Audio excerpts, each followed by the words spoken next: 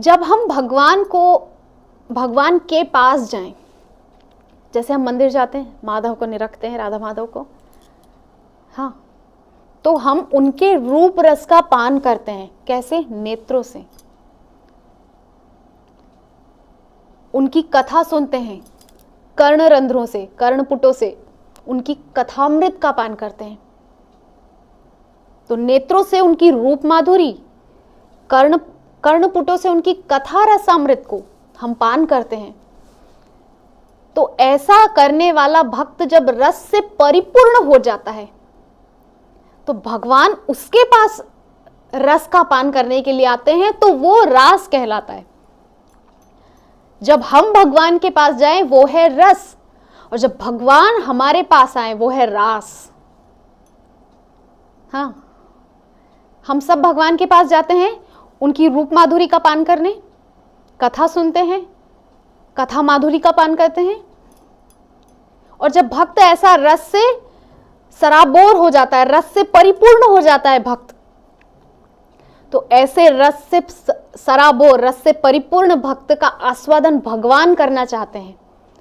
और ऐसे भक्त को भगवान स्वयं मिलने आते हैं, स्वयं उसको अपनाने आते हैं, उसको कहते हैं रास।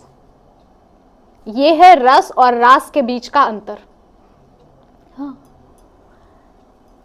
तो भगवान को जब हम समर्पित होते हैं, हम भगवान को समर्पित होते हैं, वो है रस। लेकिन भगवान जब हमको समर्पित हो जाएं, वो है रास। गोपियों के सामने भगवान समर्पित ही तो हो गए थे रास में। इससे पहले गोपियों का समर्पण चल रहा था, जब कई युगों से राम जी के समय में ऋषि मुनियों का समर्पण, अनादिकाल से ये सब चल रहा था। ये सब भूमिका तैयार हो रही थी, सिनेरियो बन रहा था। हाँ, और जब कृष्ण आए, सभी गोपियों का समर्पण पूर्ण रूपेण हो चुका था कृष्ण चरणों में। तब आई रास की बेला, तब भगवान ने अपने आप को गोपियों के समर्पित कर दिया। यह है रास। हाँ, तो ये भक्त की उच्चतम श्रेणी है। तो ऐसे भक्तों की चर्चा हम आगामी 9 दिनों तक करने वाले हैं,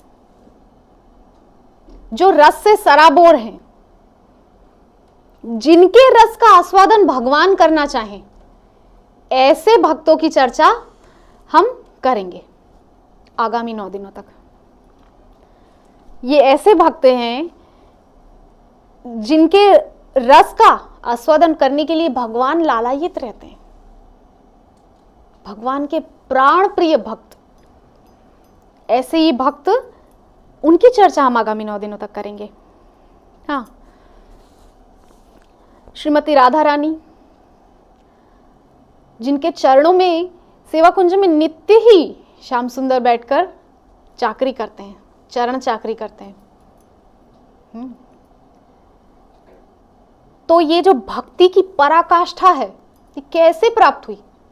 इन गुणों के माध्यम से। ये जो 5 गुणों पे हमने चर्चा की, निरपेक्षम, मुनिम, शांतम, निर्वैरम, समदर्शनम, इन 5 गुणों को जीवन में उतारने से भक्ति की ये पराकाष्ठा उनको प्राप्त हुई थी। हाँ, तो श्री विष्णु श्रवणे परीक्षित भवत, प्रथम भक्ति, श्रवण भक्ति के आचार्य हैं महाराज परीक्षित।